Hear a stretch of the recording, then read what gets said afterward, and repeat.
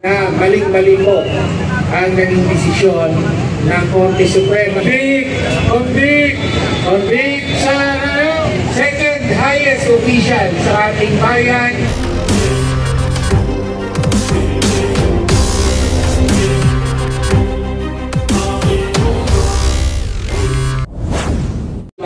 Ang ating production. Convict Sara now! Convict Sara now! Ngayon naman, tinatawagan natin si Antonio Tino, ang Party List Rep and Deputy Minority Leader sa House of Representatives. Marcos Singilin! Duterte panagutin! Duterte panagutin! Marcos Singilin!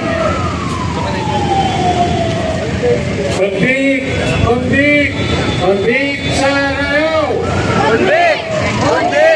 Convict Sara now! Marcos Singilin! Duterte panagutin! Magandang umaga po mga kasama. Pagpupugay po sa lahat ng narito ngayon. Narito tayo sa tapat ng Supreme Court. Dala ang panawagan. Kung may mali, dapat baguhin. No? So totoo yan.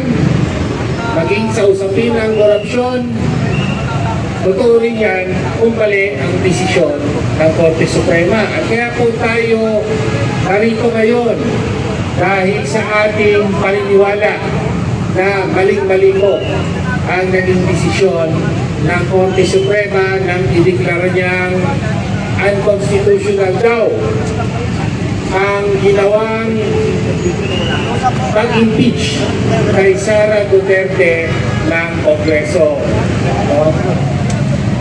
Kaya nga po, bahagi kami kasama ang ilang mga leader nating ng mga bayan na narito ngayon. Bahagi po tayo sa mga nagsampa ng motion for reconsideration. At sana po sa lalong madaling panahon ay desisyonan na ang motion for reconsideration. Ano po ang nasa motion for reconsideration? Ang mga patayang argumento na actually halos lahat sinasabi nila ay dapat i-consider ng Congress Suprema. Isa na dito na tila mali ang mga datos. Datos pa ang mga datos na pinagbatayan ng desisyon. So, paano tayo magkakaroon ng isang matibay na desisyon? Ano bang desisyon ng Korte Suprema pag naging final?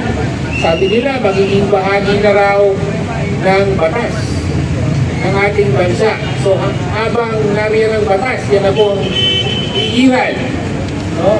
Paano po nakabatay ito sa maling datos? No? At yun ang sinasabi. Ano yung maling datos? Ang maling datos, una, na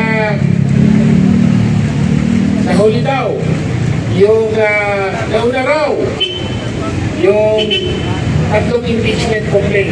Nauna na raw na tatlo, kaya na hindi na raw pwede yung pang-apat. No? Samantala, sa totoo lang,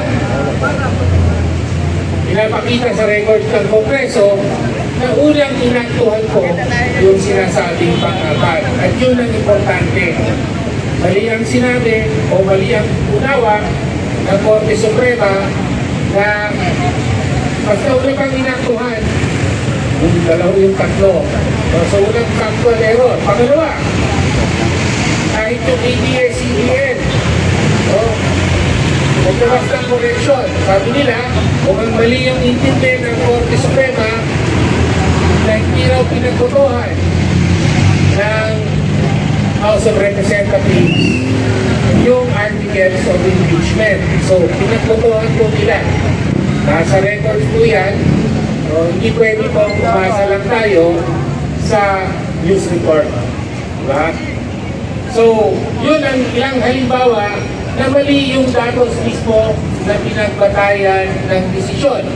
Kung mali yung datos, hindi na mapagkakatiwalaan yung desisyon. O, nagaling sa maling yun.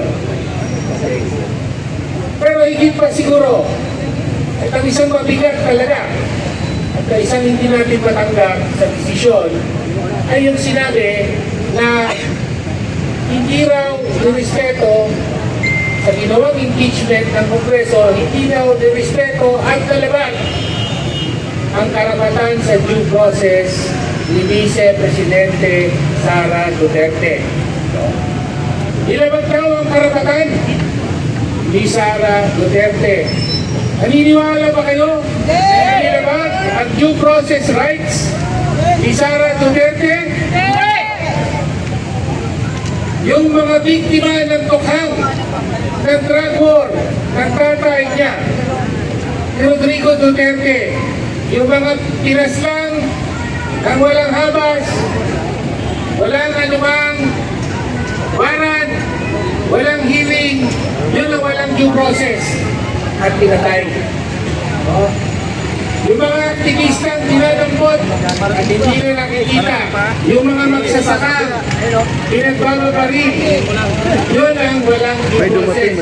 Yun ang dinabad ang mga karapatan. Pero ang Vice Presidente, ang second highest official sa ating bayan, kung ano-anong mga pribilegyo at proteksyon, at in-impeach alinsunod sa letra mismo ng konstitusyon, hindi pwedeng sabihin na labag ang due process rights niya. No? Kaya po yun ang para sa akin pinakamabigat na dahilan para i-reconsider ng Korte Suprema ang kanyang desisyon. No? Hindi po nalabag kailanman ang due process rights ni Vice President Sara Duterte.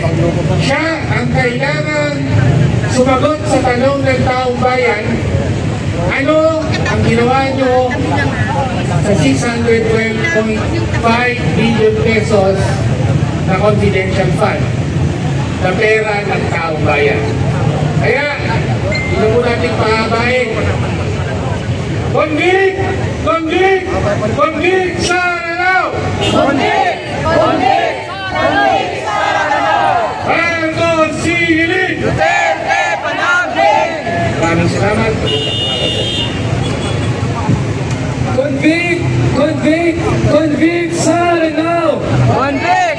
Convict! Convict! Sara now! Marcos Singilin! Duterte panagutin! Duterte panagutin! Marcos Singilin! Ngayon naman, tinatawagan natin mula sa mga bayan at former ACT Party List Representative Franz Castro. Convict! Convict! Convict! Sara now! Convict! Convict!